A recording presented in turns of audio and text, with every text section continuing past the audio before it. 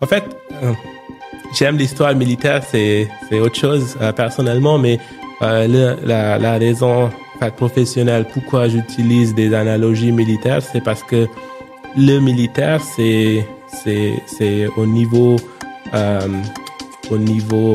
impact d'une décision, c'est le domaine le plus extrême. Parce que si on fait une bêtise, on est mort, quoi. Bonjour et bienvenue sur Data Driven 101. Je suis Marc Sanselme, l'hôte de ce podcast qui s'intéresse aux applications concrètes et variées de l'intelligence artificielle et de la data. Dans Data Driven 101, je reçois chaque semaine des professionnels pour qu'ils nous partagent leurs expériences et leurs visions sans filtre.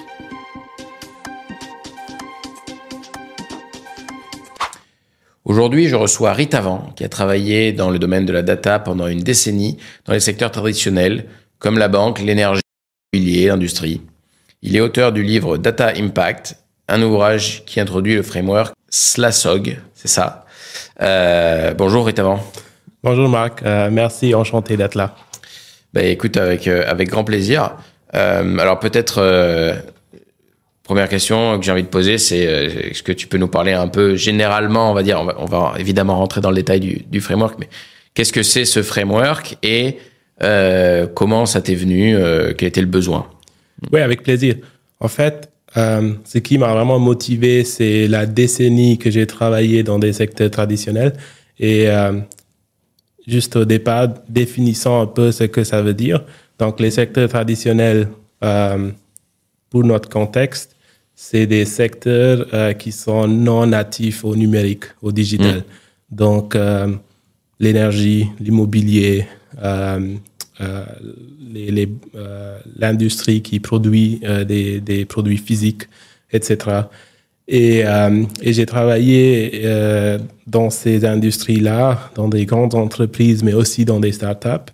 Et j'ai vu qu'ils ont vraiment des problèmes à créer de la valeur avec la data. Et ça se voit aussi dans les chiffres, en fait. Il y a la Société Générale Research on Equity, Quant, etc., qui ont publié des graphes hier, ou c'était avant-hier, je crois. Et on voit très bien, en fait, que même aux États-Unis, par exemple, dans le S&P 500, dans le Russell, etc., que les actifs des entreprises qui sont non natifs au logiciel, ils sont presque pas profitables. Et de plus en plus font des pertes. Et donc, si on voit ça dans les marchés publics, il y a un effet similaire dans les marchés privés. C'est juste plus dur de visualiser, de quantifier parce que les données ne sont pas ouvertement accessibles. Ok, super. Alors, donc, le framework, c'est des initiales. Donc, Save, Leverage, Align, Simplify, Optimize et Grow. Exactement. Donc, commençons dans l'ordre. Save, est-ce que tu peux nous développer du coup l'idée derrière? Oui, en fait, avec Save, je veux provoquer les gens à se dire si on veut faire quelque chose avec la data dans le numérique digital, avec du logiciel, on n'est pas tout de suite obligé à commencer à dépenser l'argent. C'est mieux de prendre du recul, de réfléchir sur ce qui marche, ce qui a des retours sur investissement qui sont intéressants avant de commencer à faire des trucs. Et donc, save, c'est vraiment save by not, en anglais, c'est save vraiment by not wasting money on groupthink and low impact investments and initiatives. Et donc, le concept du groupthink, c'est quelque chose que j'ai observé dans l'industrie. Et c'est très intéressant. C'est quelque chose qui est assez commun dans les marchés parce que j'ai commencé ma carrière en tant que trader. Et ça se voit très bien et ça a été étudié très bien dans les marchés, dans tout ce qui est, en anglais, behavioral economics. Disons, l'économie des derniers 20-30 ans, voilà, comportementale, qui a créé des modèles quantitatifs et beaucoup d'études empiriques sur comment les humains agissent, décident, etc. et comment ces décisions sont influencées par des groupes, par d'autres effets réseaux, etc. Donc, on voit bien dans les marchés que les gens ne sont pas toujours rationnels, ne sont pas en train de maximiser l'opportunité à chaque fois. Et c'est la même chose, en fait, parce que, dans les décisions du quotidien dans une entreprise, parce que c'est les mêmes humains. Donc dans ce premier pas, ce que je veux faire, c'est prendre du recul et parler de ces hypothèses que les gens ont souvent, qui sont fausses, et je prouve ça logiquement, from first principles, donc des premiers principes. J'essaye de construire un argument logique. Et en fait, je cite des études empiriques qui montrent que ça ne marche pas. Et donc, je vais prendre 3 exemples concrets. Alors peut-être juste avant d'entrer dans un exemple, il y a un truc qui m'intéresse là-dedans, c'est le lien avec le groupe. C'est-à-dire que tu dis, il y a du low impact, donc faible impact, et des erreurs qui sont générées par la pensée de groupe. Quel est le lien, justement? Pourquoi est-ce que le groupe ne produit pas des pensées qui mènent à du fort impact? Ouais, en fait, déjà, pourquoi les gens aiment suivre des groupes? Je crois que c'est un comportement évolutionnaire, parce que quand on était, il y a des centaines d'années, des milliers d'années où on n'aurait pas survécu si on était seul. Et donc, en tant qu'espèce, en fait, on a l'habitude, comme beaucoup d'autres espèces, d'essayer de décider et d'agir en groupe. Et on voit ça dans les marchés, évidemment, c'est à cause de ça qu'il y a toutes ces bulles et ce boom and bust cycles, etc. Voilà, donc les marchés vont en haut et puis ils baissent, etc. Et donc, c'est un peu ce genre de... Donc, c'est déjà comportemental, et ça se passe aussi dans des décisions, parce que ce qui se passe souvent, c'est au lieu de réfléchir des premiers principes, de se dire, voilà mon problème, et je vais réfléchir comment je résous mon problème. Donc, je passe beaucoup de temps à comprendre mon problème, à le poser, etc. Au lieu de faire ça, ce qui est plus confortable émotionnellement aussi, c'est juste d'appeler des gens et leur demander quoi faire, ou de regarder ce que les compétiteurs ou autres ont fait. Et donc, c'est ça un peu qui est de base, c'est ce qui permet à l'effet de groupe de se propager. Parce que tout le monde, on est tous réseautés et les gens parlent avec l'un l'autre. Et puis aussi à l'effet d'expertise. Donc, il y a certaines institutions qui sont vues comme des experts, et avec leurs intérêts donnés. Et ça cause en fait ce genre de phénomène. Ouais, ça tue la créativité. On est vraiment, on suit le premier. Et la rigueur, exactement, la créativité et la rigueur. Et c'est ça en fait, la créativité et la rigueur, c'est pour moi vraiment ce qui définit l'humain, et ce qui, pour un bon moment, je crois, va continuer à définir l'humain. Parce qu'on aura des algorithmes qui vont pouvoir faire de plus en plus de choses cadrées. Mais la rigueur dans la pensée et la créativité, et aussi le fait d'avoir un modèle empirique du monde physique, par exemple, ou même des normes, par exemple, du monde social, c'est aussi très humain, parce que tous les modèles entraînés aujourd'hui, en fait, ils ont été entraînés sur la donnée, donc ils n'ont pas vraiment cet aspect physique. Et donc, je crois que c'est tout ça, ça nous définit, et c'est là qu'il faut vraiment qu'on focus et qu'on investit. Ok, donc ça mènerait à du faible impact, le fait de ce côté grégaire, ce côté on suit le premier.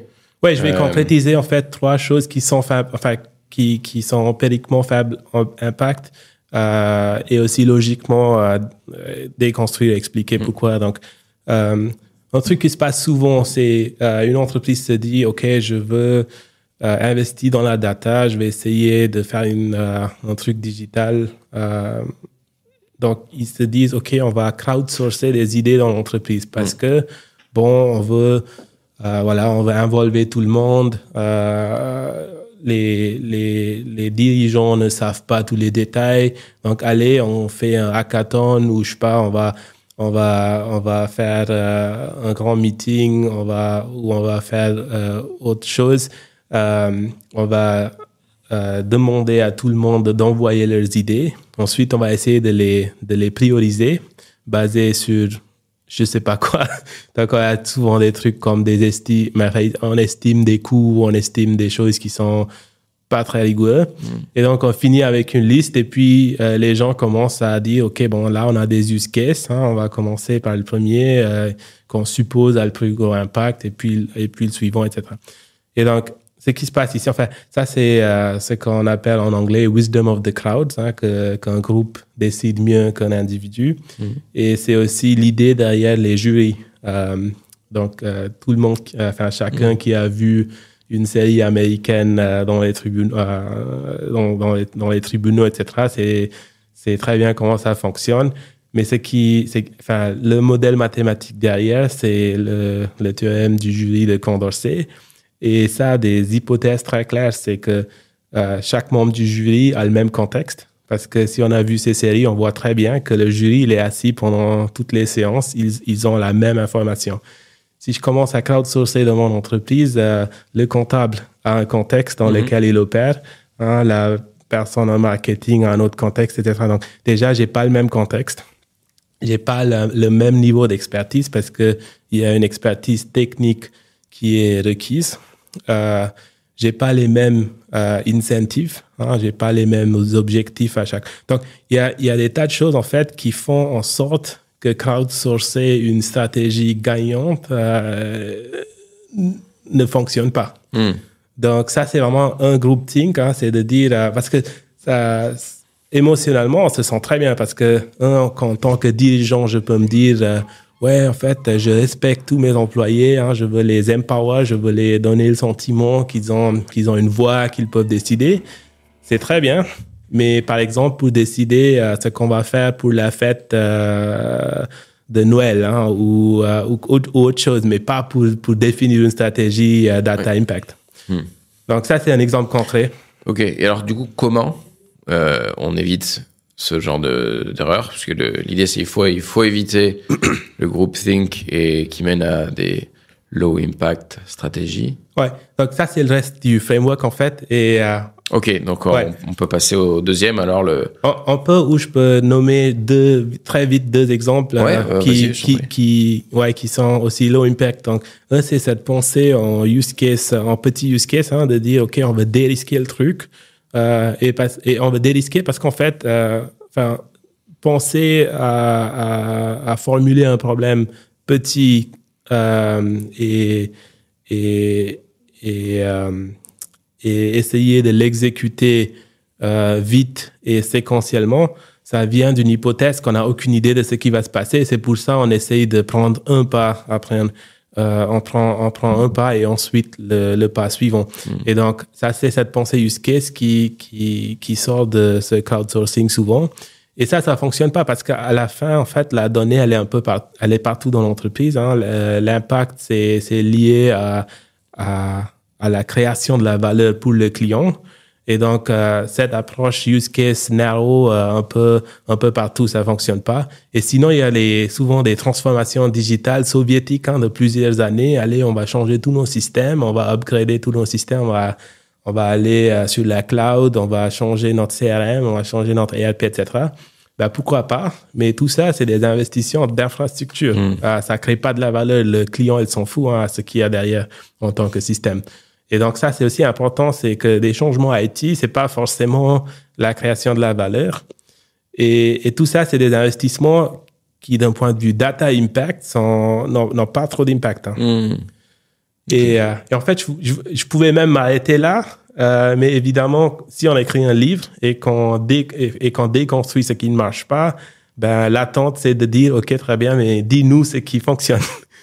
Et voilà, et le reste du framework essaye de faire ça, quoi. OK. Alors, le deuxième point, c'est leverage, donc le levier, identifie et capitalise sur des avantages compétitifs uniques. Est-ce que tu as des exemples? Donc, ça, c'est assez clair, je pense pas qu'il y ait besoin de l'expliciter, mais est-ce que tu as des exemples d'avantages compétitifs uniques? Oui, tout à fait. Il y a plusieurs axes. Enfin, il y a 3-4 axes très concrets et importants pour des entreprises dans des secteurs traditionnels, des entreprises existantes. Hein, parce que ce framework-là, c'est pas fait pour les big tech, hein, pour des entreprises qui sont natifs au logiciel, et c'est pas fait pour des startups donc qui n'ont pas de clients, qui veulent acquérir des clients. C'est vraiment pour des entreprises qui existent dans des secteurs qui ont des clients. Donc, le premier levier, c'est la demande client. C'est super évident. Mais malheureusement, les gens commencent pas à réfléchir à maximiser la data impact avec ça. Ils commencent avec autre chose, comme on a discuté. La demande client, c'est ce qui compte parce que si on est une entreprise traditionnelle existante, c'est qu'on a des clients, par définition. Donc, comprendre la demande client et comprendre la distribution de la demande client. Et donc, d'un point de vue de ce qui consomme, quelle valeur est livrée aux clients, etc. C'est super important et c'est unique à chaque entreprise et c'est pour ça cette approche first principles, hein, de penser de premier principe, parce que c'est unique à chaque entreprise. Donc, ça sert à rien de dire « Ah, tel et tel a fait quelque chose » parce que la demande client, elle est unique. Le deuxième, une autre axe très importante, c'est les assets, les legacy assets. Donc, en gros, tout ce qui est en tant que patrimoine d'actifs, etc., du business qui existe. Donc, ça peut être des assets physiques, hein, comme Walmart aux États-Unis, qui a toutes ces shops physiques où les gens peuvent entrer, acheter des choses. En comparaison à Amazon, qui est digital first. Et donc, pour 20 ans, en fait, la story, c'était à Amazon, ils vont tout finir. Enfin, il y aura plus de magasins, les gens ne vont pas entrer, on va tout acheter en ligne. Et tant que Walmart essayait d'être en concurrence avec Amazon sur le terrain d'Amazon, c'était toujours cette histoire déprimante. Et depuis quelques années, Walmart a dit, on a des magasins physiques, nos clients, ils achètent dans nos magasins physiques, mais on a aussi des services en ligne, enfin des souscriptions où ils peuvent commander en ligne, etc. Et donc, en gros, Walmart comprend son client d'une manière hybride, en ligne, mais aussi dans les magasins physiques. Et ça, c'est unique à une entreprise traditionnelle, legacy, parce que un player digital natif comme Amazon, ils savent ce qui se passe en ligne, ils savent ça peut-être mieux, peut-être ils ont une taille qui est plus grande, mais ils vont jamais savoir comment les gens se comportent dans un magasin physique. Et donc comprendre la user journey de cette manière profonde, c'est génial. Et ce que tu dis, c'est que avantages compétitifs uniques sont aussi une source de données à leverager plus importante, la plus importante sur laquelle se concentrer. Exactement. Et en fait, c'est une source de données. On peut voir un magasin physique et se dire ah non, d'une manière purement financière et dire oh non, c'est asset heavy, on sera jamais aussi compétitif au niveau balance sheet qu'un player purement digital. Mais si on voit ça comme une source de données, comme une source de satisfaction cliente, c'est un énorme asset. C'est un actif, c'est un patrimoine qu'il faut leverager, où il faut vraiment mettre un effet levier dessus. Et donc ça, c'est super important. Et ça doit pas forcément être un truc physique, hein. Ça peut être une marque, une brand ou plusieurs brands. Hein. Il y en a aussi, il y a beaucoup d'entreprises qui ont plusieurs brands. Et donc, comment les leverager, dans quelle direction, pour quel groupe de clients. Là, il y a aussi énormément d'opportunités. Ça peut être des relations avec des suppliers. Donc, il y a vraiment des tas de choses, mais tout ça, c'est comment leverager les avantages qui existent déjà. Donc, leverager les clients qui existent déjà, leverager tous les autres avantages qui existent déjà, Et ça permet en fait de définir très clairement une proposition de la valeur, une value proposition, de ce que j'appelle l'avantage non digital. Donc, une entreprise dans le secteur traditionnel, si elle fait ça correctement, ça lui permet vraiment de définir un avantage non digital qui permet de jouer sur un terrain et jouer au sport à laquelle elle peut gagner. Donc, joue sur ses forces. Voilà. Donc, c'est Mbappé qui décide de jouer au foot au lieu d'aller jouer au NBA. Ou Steph Curry qui joue au NBA au lieu de venir jouer dans la Champions League. Donc, c'est ça. Et si on fait ça correctement, et on voit ça avec Walmart, les dernières 3-4 années, ils ont embauché Seth Dallaire, qui était avant ça Instacart et avant VP Amazon. Et ils ont dit, on va leverager tous nos données, on va créer des nouveaux business qui sont basés sur la donnée. Donc, ils ont lancé 3 business. Ils ont leur subscription. Ils ont un business où ils analysent ce que le client veut et ils vendent ça en tant qu'insight aux suppliers. Parce que si tu vends à Amazon, à Amazon, mais aussi à Walmart, tu ne sais pas qui achète tes produits, quand il l'achète, au point of sale, qu'est-ce qui pourrait les convaincre à acheter un truc versus contre un autre. Ça c'est des insights en fait que le vendeur a, mais que le producteur n'a pas. Et ils vendent ces insights. Et donc une manière concrète aussi de réfléchir, c'est de voir comment dans une supply chain les biens physiques vont dans une certaine direction et de regarder l'inverse, parce que si les biens physiques vont d'une direction à une autre, d'un point à un autre, si on inverse ça, c'est le flux de données.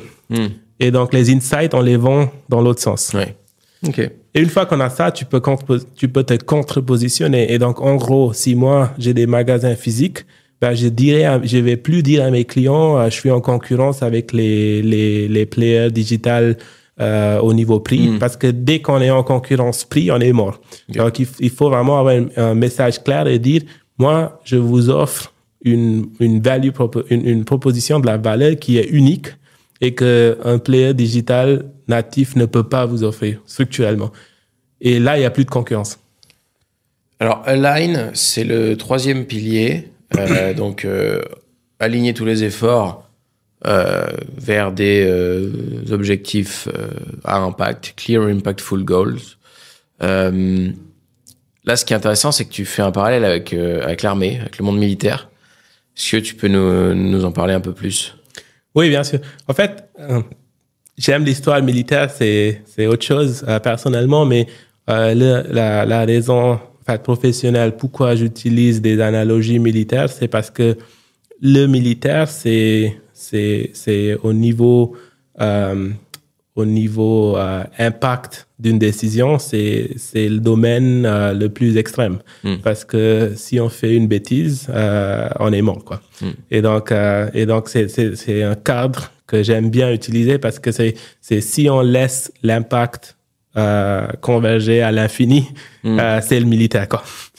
Et donc l'alignement, c'est super critique et on voit ça beaucoup dans les entreprises traditionnelles parce que souvent ils existent depuis plusieurs décennies, des fois même plus de 100 ans. Et ce qui s'est passé, c'est que le fondateur, il est plus là, etc.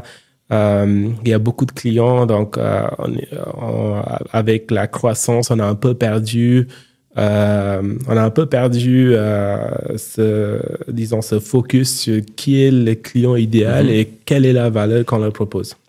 Et donc, c'est très important de quantifier ça. Et les startups qui sont... Et ça, c'est un truc qui est pertinent du monde des startups parce que les startups, ils n'ont pas de clients. Donc, s'ils veulent acquérir des clients, il faut que leur proposition de valeur soit clairement articulée. Et un truc qui se fait souvent, c'est la North Star Metric. Donc, en gros, c'est quoi cette étoile-là qui nous guide dans tous nos efforts, qui nous montre le chemin. et articuler ça d'une manière quantitative. Et de nouveau, on est dans la data, ça pourrait pas se faire avant, c'est faisable aujourd'hui, on n'aurait pas pu faire ça il y a 30 ans. Construire un KPI qui soit pas le KPI de court terme. Pas comme, financier, Voilà, c'est pas les ventes du trimestre. Exactement. C'est quelque chose qui traduit, si on va dans cette direction-là, ça traduit bien que la boîte va dans la bonne direction, quoi. Exactement. Et ça quantifie, en fait, la valeur livrée au client. Donc, ça, c'est très important. Il faut allier tout le monde à ça parce que sinon, c'est pas clair. Sinon, il y a aussi beaucoup de politique, hein, dans des grandes organisations. C'est normal, c'est logique. Juste à cause des structures, qu'il y aura beaucoup de décisions politiques. Ça permet à minimiser ça parce que une fois qu'on quantifie la valeur livrée au client, ben, c'est plus facile de décider ce qui maximise cette métrique-là. Et alors, le rapport avec l'armée, du coup, sur ça. Donc, j'utilise, il y a une case study historique super intéressante. C'était la modernisation de l'armée américaine pendant la Deuxième Guerre mondiale. Oui. Donc, on se transporte dans l'année 1939. Les nazis viennent d'attaquer la Pologne, etc. Ils contrôlent la majorité du continent européen, en 1940-1939. Et de l'autre côté de l'Atlantique, il y a Vannevar Bush, qui était le dean du MIT, qui avait, une ou deux décennies avant, essayé de travailler un peu avec l'armée aérienne pour la moderniser. Et il savait très bien, en fait, que si l'Amérique entrait dans la guerre, qu'il allait perdre. Parce que technologiquement, les nazis avaient des sous-marins vraiment haut de gamme. Ils étaient beaucoup plus avancés sur toutes les armes conventionnelles, etc. Et donc, il a aussi essayé avec en montant l'hiérarchie à moderniser l'armée, ça n'a pas fonctionné. C'est parce que un scientifique ou quelqu'un qui pense analytiquement, qui expérimente, qui essaie de construire quelque chose de nouveau, a des objectifs, a une manière de fonctionner qui est complètement différente d'un militaire classique. Parce que faire une faute, ça fait partie du process d'invention, d'innovation. Faire une faute dans une opération militaire, c'est pas bien. Le risque, c'est bien quand on essaye un nouveau truc. Le risque, c'est mal si on essaye de faire tourner un truc qui existe, etc. Donc, les objectifs ne sont pas alignés, mais ils sont même alignés contre l'un l'autre. Et donc, ce qu'il fait, c'est qu'il va voir Roosevelt et lui explique, écoutez, si on entre dans la guerre maintenant, c'est fini, enfin, on n'a pas de chance. Et en 15 minutes, et c'est très fameux ça, Roosevelt lui signe sur son papier, il a écrit ça sur une page. Donc, c'est aussi important de ne pas écrire des trucs à 300 pages. Hein. En 15 minutes, Roosevelt lui signe un truc, il écrit OK, et il signe FDR. Et avec ça, en fait, Vannevar Bush commence la modernisation de l'armée. Donc, il comprend très bien que changer quelque chose à des objectifs et une manière de travailler complètement différente, de faire tourner un truc qui existe. Donc, l'armée classique qui existait et la modernisation technologique, scientifique. Et donc, il a trouvé des manières de faire fonctionner ces deux organisations très différentes. Et il y a des détails dans mon livre. Il y a aussi, et c'est inspiré aussi du livre de Safi Bahcall qui s'appelle Loonshot, où c'est encore plus détaillé. Mais ça, c'est un très bon exemple de comment arriver à un alignement dans une situation high stakes. Mais alors comment, du coup, parce que c'était quoi son étoile polaire à lui? Ouais, donc ce qu'il a utilisé très clairement comme étoile polaire, c'était est-ce que si on fait ça, on va gagner cette guerre? Pas la guerre suivante, mais vraiment la Deuxième Guerre mondiale. Et donc, il y a un contre-exemple, en fait, qui montre que c'est pas toujours, qu'il a pas toujours pris la bonne décision. parce qu'il y avait, je crois que c'était Norbert Wiener qui est venu le voir et qui voulait créer le premier ordinateur digital. Et Bush ne lui a pas donné des fonds pour faire ça. Il a dit, c'est un truc génial, mais ça ne va pas être prêt avant la fin de cette guerre. Et moi, je vais que investir dans les choses qui vont nous aider à gagner cette guerre parce que c'est ça qui compte. Et Wiener, je crois, il a eu des fonds 1 ou 2 ans après. Il a pu même créer cette première ordinateur, mais juste quelques mois après la fin de la guerre. Et donc, d'un certain point de vue, Bush avait raison. Mais d'un autre point de vue, en fait, il avait vraiment tort parce que si Wiener avait eu ses fonds 1 an avant, il aurait peut-être pu construire ça avant la fin de la guerre. Donc, on va faire des fautes. Aller aussi vite. Voilà. OK. Alors, simplify, réduire la complexité pour augmenter l'adaptabilité et l'efficacité. Est-ce que tu peux nous parler de ça? Et peut-être, moi, la question que je me pose dans ça, c'est comment est-ce que la complexité grossit?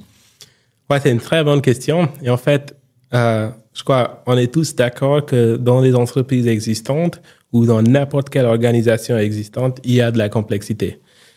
Mais personne crée de la complexité exprès pour créer de la complexité. Donc, quel est le mécanisme qui produit la complexité? Et en fait, le mécanisme qui crée la complexité avec le temps, c'est quand les gens essayent de résoudre des problèmes. Donc, si j'ai une organisation, une entreprise, il y a un truc qui ne marche pas, la personne qui est responsable pour ça ou quelqu'un qui est affecté va essayer de résoudre ce problème-là. Et donc, si on voit ça comme un corps, il y a une blessure, on met un pansement dessus. Quelque chose se casse quelque part autre, quelqu'un fait ça. Et donc, à fur et à mesure, et si on pense au code, en fait, il y a un bug, on écrit un petit truc pour résoudre le bug. Et à fur et à mesure qu'on fait ça avec le temps, la complexité a augmenté parce que quelqu'un a fait sous contrainte de temps, a essayé de résoudre un problème et ces résolutions de petits problèmes partout dans l'espace, en fait, ils se cumulent avec le temps et ça crée de la complexité. Et donc, en code, on fait du refactoring. Et c'est ce que je dis souvent, il faut pas juste refactorer le code, il faut même refactorer la raison pourquoi on fait ce qu'on fait, parce que ça change avec le temps, parce que le mécanisme de création de valeur change par le paradigme. Et c'est super important de comprendre ce concept parce que si on rentre dans l'histoire, on commence avec la chasse. Le mécanisme de création de valeur, c'est avec quelle unité d'effort je peux maximiser le nombre de calories gagnées. Et souvent, on pense que les gens allaient avec des armes, tuer des gros animaux. Mais j'ai lu des papiers qui ont fait des études anthropologiques et la majorité de la viande chassée venait des traps, en fait, de l'automation, quoi. C'était des pièges. Et entre 40 et 60% de la viande consommée aujourd'hui dans des tribus qui vivent comme avant, c'est des pièges. Et donc, après, il y a des gros animaux, mais ça a une probabilité de succès entre 1 et 10%. Donc, ça, voilà. Et ensuite, donc. Ça scale pas comme les pièges. Les pièges, on en met plus. Exactement. Au moins, les pièges, ils garantissent qu'on ne meurt pas, quoi. Et puis, le reste, c'est on top, tu vois. Ça fait un bon portefeuille de return. Et c'est en fait, c'est ça, les leverage bets. Donc, il faut penser en tant que portefeuille qui maximise le retour sur investissement. Et ensuite, on passe à l'agriculture. Après qu'on a arrêté de chasser, en tant qu'espèce, on a commencé avec l'agriculture. Et dans l'agriculture, en fait, le mécanisme de création de valeur, c'est la terre, c'est la nature. Parce que si je te donne des grains, tu pourras pas faire grand chose, il faut les mettre. C'est la terre qui fait le travail. Et donc, c'est pour ça, l'unité de création de la valeur, c'est la terre. C'est l'automation. Et c'est à l'entrepreneur Daniel Priestley, il parle de ça. Et à cause de ça, en fait, les personnes qui avaient le pouvoir, c'était ceux qui contrôlaient la terre. Et c'est pour ça qu'on a eu une révolution dans ce pays. C'est parce que il y avait un petit pourcentage de monde qui contrôlait toute la terre. Oui. Ensuite, on passe à l'industriel. La création de valeur, c'est les ressources premières, c'est les machines et c'est des gens bien entraînés qui peuvent utiliser ces machines, etc., pour produire des produits physiques. Et quand on pense à ce mécanisme de création de valeur, ben la machine, elle automatise, etc. Mais les coûts de reproduction d'un produit physique, ils sont assez constants. Donc, si je fais une tasse à café, si je veux faire une autre, ça me coûte grosso modo le même, une fois que j'ai mon setup. Les coûts de personnalisation, ils sont aussi constants. Donc, si je fais une tasse en rose, une tasse en bleu ou un nom avec un nom écrit dessus, etc. Donc, ça reste constant. Si on passe maintenant au paradigme de création de valeur logicielle, les coûts de reproduction, ils sont quasiment zéro. C'est le même logiciel. Les coûts de personnalisation, ils sont pas zéro, ils restent assez constants parce que si j'ai besoin d'adapter le code des logiciels pour une boîte et ensuite pour une autre, etc., ça fait en sorte que j'ai des coûts de personnalisation qui sont assez constants. Une fois qu'on passe dans le paradigme de création de valeur data-driven, et c'est pour ça ce podcast, Data-driven 101, c'est une fois qu'on veut faire du logiciel data-driven, les coûts de reproduction sont quasi zéro, les coûts de personnalisation sont quasi zéro, et donc ce qui reste, en fait, donc en gros, les coûts, ils convergent vers zéro au fur et à mesure. Et donc, les coûts sont plus pertinents. C'est la valeur créée qui compte. Et c'est la même, si on regarde dans le paradigme industriel, c'est les coûts qui comptent parce que si je ne peux pas produire ma tasse de café d'une manière qui est pas trop chère, ben je vais sortir du marché parce que quelqu'un va vendre une tasse moins chère et c'est fini pour moi. Et donc, c'est une manière de penser au niveau des coûts qui change complètement. Et la complexité, en fait, c'est que quand une entreprise traditionnelle dont le paradigme de création de valeur industrielle essaye de faire du logiciel et ensuite du data-driven logiciel, ça fait 3 paradigmes de création de valeur. C'est comme si un chasseur faisait de l'agriculture et essayait de faire du industriel. Ouais. Et c'est pour ça, c'est très important de savoir quel est le mécanisme de création de valeur, de le scoper correctement et de faire en sorte que la complexité n'explose pas. Et là, ils ont fait une recherche très intéressante de Joseph Tainter, qui a aussi écrit un livre dessus. Elle a étudié plusieurs civilisations. Elle a vu que quand les coûts augmentent, la civilisation, elle explose. Il a vu ça avec les Romains, avec d'autres. Et donc, il faut vraiment faire en sorte à contrôler ces coûts de complexité. Ok. C'est hyper intéressant. Et que le suivant, c'est optimize. Donc, cultiver une vision du monde empirique valide pour une prise de décision supérieure. Peut-être, je pense que c'est très profond comme sujet, mais est-ce que on pourrait rentrer dans, par exemple, des anecdotes sur ce sujet-là, de l'optimisation, illustrer ça dans une anecdote, un exemple? Oui, non, tout à fait.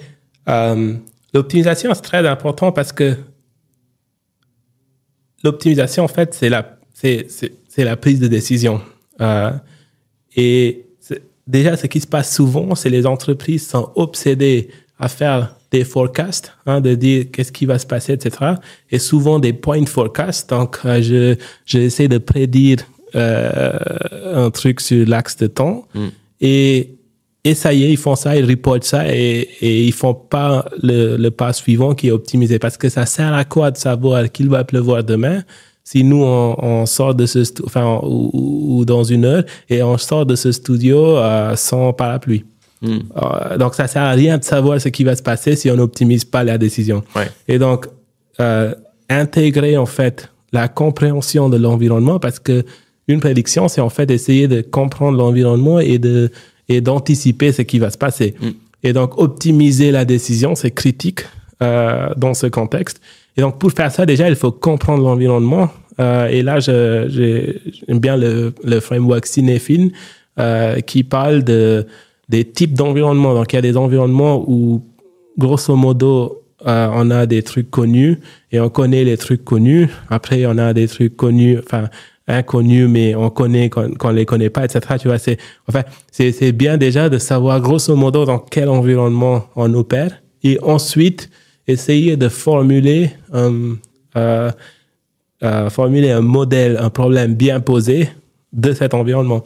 Et une anecdote très intéressante, c'est et c'est un papier de Andrew Lo, qui est prof, directeur du département de finance quantitative à MIT, qui a fait qui a créé la théorie Adaptable Market Hypothesis. Si les gens sont intéressés dans le mélange de la finance quantitative et la finance comportementale. Et dans ce papier, il parle d'une anecdote que Amos Tversky avait racontée. Et la situation est la suivante. C'est au début de la guerre où les Américains viennent d'envoyer des soldats en Europe, donc en Angleterre dans ce cas. Et ils commencent à faire des sorties, l'armée de l'air commence à faire des sorties contre les nazis. Donc, il y a des bombers, des avions qui lancent des bombes, qui sont envoyés. Et la différence avec les Américains, c'est qu'ils font ça pendant la journée, où c'est plus facile de voir les avions et de tirer dessus. Et les Anglais, ils faisaient ça que la nuit. Donc, les pilotes avaient deux options. Donc, soit ils prenaient un parachute, qui à l'époque était assez grand, soit ils prenaient ce qu'on appelle un flak jacket, donc en gros, une veste contre balle. Oui, pour qu'ils un gilet pare-balles. Un gilet pare-balles? Un gilet pare-balles. Mais pas un gilet pare-balles comme aujourd'hui. À l'époque, c'était gros parce que c'était fait avec des plaques en métal, etc. Et donc, il n'y avait pas, juste dans le cockpit, il n'y avait pas assez de place pour prendre les deux. Ouais, idéalement, on prend les deux. Mais comme il n'y avait pas de place, ils étaient obligés à choisir à chaque sortie s'ils prenaient le gilet pare-balles énorme ou ils prenaient le parachute énorme.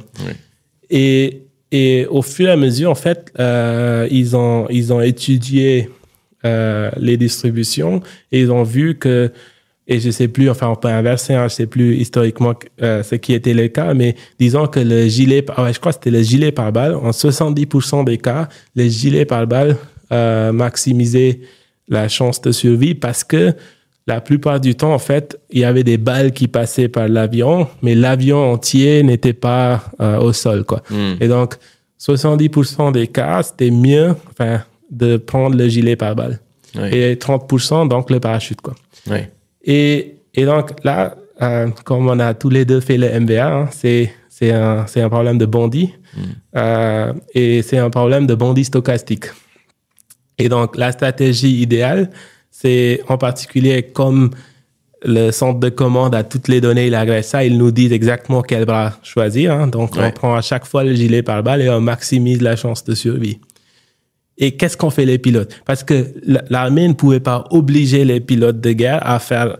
Enfin, il leur proposait un truc, mais à la fin, c'était la décision du pilote. Oui, OK. Qu'est-ce que tu crois qu'ils ont... Enfin, comment est-ce que tu crois qu'ils ont décidé? Comment est-ce qu'ils ont choisi entre ces deux? On leur a donné le chiffre.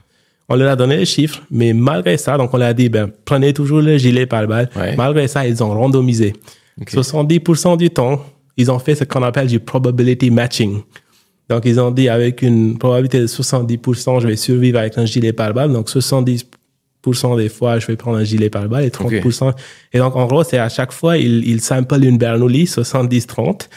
Et ils vont faire la mission. Et ça a vraiment... c'était déprimant pour la commande de l'armée aérienne parce qu'il y avait ces jeunes garçons qui allaient se faire tuer. Ils essayaient de les convaincre à ne pas faire ça. Mais les pilotes décidaient de faire ça. Et en fait, il y a une raison évolutionnaire. C'est très intéressant parce qu'ils ont fait des expériences avec des poissons, des fourmis, je sais pas, des singes avec des tas d'animaux. Et ce probability matching, c'est vraiment c'est un truc évolutionnaire, pas juste dans notre espèce, mais dans d'autres espèces aussi. Ok, et alors donc le dernier, c'est grow. Donc se focaliser sur la demande du client. Donc avoir un état d'esprit d'abondance, qu'est-ce que ça veut dire?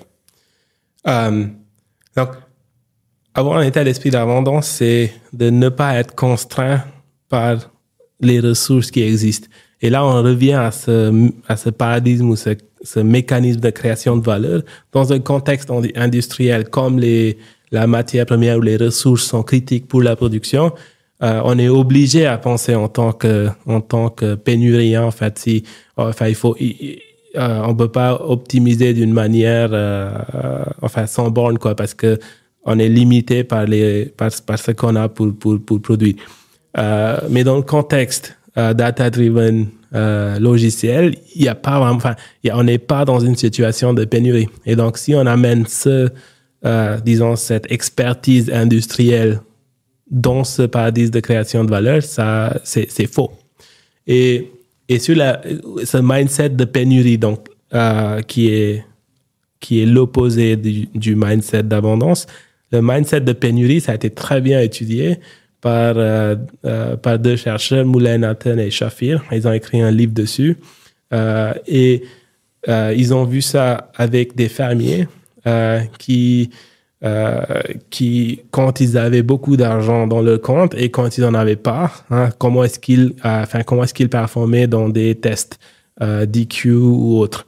Et c'était très clair que s'ils avaient de l'argent, ils étaient plus intelligents que quand ils n'en avaient pas. Et ça a été vérifié dans des études, dans des labos, ça a été vérifié dans d'autres contextes. Donc, c'est un truc qui a été empiriquement bien validé. C'est que quand on est dans un mindset de pénurie, on finit par être dans un tunnel intellectuel. Parce que la pénurie, en fait, ça fait peur, ça fait penser, ça fait que réfléchir sur les ressources, sur ce qui existe, mais ne pas voir les opportunités d'abondance qui existent. Et donc, c'est très important en tant qu'entreprise traditionnelle existante, si on veut gagner dans le paradigme data-driven, de laisser tomber ce mindset de pénurie, parce que logiquement, il ne fait pas sens dans ce nouveau paradigme de création de valeur. Oui. Mais si on est en situation de pénurie, il faut arriver à avoir un état d'esprit un peu contre-intuitif, quoi, de se dire, faire comme si on n'était pas en pénurie dans les décisions qu'on prend. Oui, je vais prendre un exemple des compagnies aériennes. J'ai pris mon premier vol quand j'avais grosso modo 3 ans et j'ai pris un vol seul. Et je me rappelle, c'était une expérience premium, je crois. C'était pas juste parce que j'étais tout petit, mais c'était juste il y a 30 ans, les vols, tout le monde n'en prenait pas, c'était plus cher qu'aujourd'hui, etc. Et prendre un vol, c'était un truc assez spécial. Aujourd'hui, c'est comme entrer dans un bus. C'est horrible. Et si on regarde les compagnies aériennes, à l'époque, ils avaient des bonnes marges. Aujourd'hui, les marges sont minuscules ou zéro, ou négatif. Mais ce que les compagnies aériennes ont fait, parce qu'en fait, si on regarde leur valeur d'entreprise, elle est zéro, négatif. Mais la manière, dans cet aspect, disons, business model classique, dans le paradigme industriel. Mais ce qu'elles ont fait, c'est qu'elles ont une demande client qu'elles monétisent via le loyalty programme, donc les miles, etc., qu'on accumule en tant que client de compagnie aérienne. Et ils font des partenariats avec des institutions financières, donc des banques, des assureurs et autres. Et ils lient les deux parce que la croissance d'une compagnie aérienne classique, c'est un état de pénurie parce que si tu as 50 avions, tu peux que optimiser les routes pour 50 avions. Tu peux pas optimiser les routes pour 100 avions. Mais si tu as 50 avions, mais que tu existes depuis plusieurs décennies et que tu as énormément de clients, tu peux leur proposer des services financiers, carte de crédit, assurance et autres, illimités. Il faut juste comprendre la valeur apportée aux clients trouver le partenariat correct. Et tout ça, et tout ce nouveau business model, il est complètement data-driven. La compagnie aérienne, elle produit rien.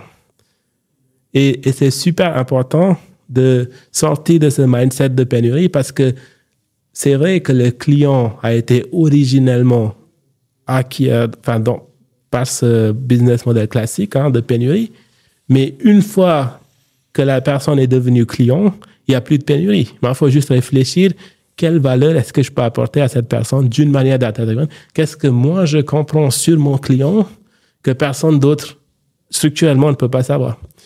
Et dès qu'on commence à réfléchir comme ça, on est dans le monde d'abondance, structurellement. Parce que si j'ai 50 avions, on s'en fout. Parce que c'est mon client maintenant. Je peux lui offrir une gamme énorme de produits, de services, de content, d'expertise et autres. Et ça, c'est critique.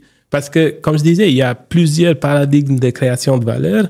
Les entreprises traditionnelles, elles sont nées et elles ont grandi dans le paradigme industriel. Mais elles ne sont pas contraintes au paradigme industriel. Une fois qu'on a acquis le client, on peut lui offrir de la valeur qui est dans le paradigme du logiciel. Ça ne doit pas forcément être du logiciel, ça peut être du content, ça peut être autre chose, ça peut être des services. Mais on peut offrir de la valeur dans des paradigmes où les coûts sont plus pertinents. OK. Alors, le podcast touche à sa fin. Est-ce que tu as une recommandation d'invité que tu aimerais entendre au micro de Data Driven 101? Oui, en fait, j'ai une case study dans un livre avec une entreprise française, parisienne même, Locad. Et ce que je connais, la seule entreprise dans le monde qui a vraiment une vision claire, quantitative, data-driven de la supply chain. Parce que ce qui se passe souvent en supply chain, c'est les méthodes que les gens utilisent aujourd'hui en production, ils sont souvent, ça date d'il y a 100 ans. C'est à l'époque où on faisait ça à la main sur du papier.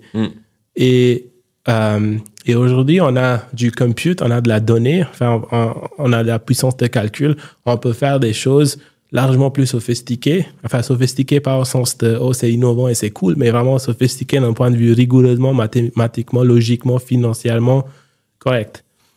Et Locad a vraiment été un pionnier pour ça. Et je crois ce serait super d'inviter le fondateur et CEO pour parler de la vision de la supply chain quantitative. Parce que dans le contexte industriel, c'est une question de coût, c'est une question de comprendre et de vraiment pouvoir agir dans la supply chain d'une manière intelligente. Et je peux pas, il n'y a pas d'exemple mieux que Locad pour ça. Génial. Et merci Ritavan. Merci Marc.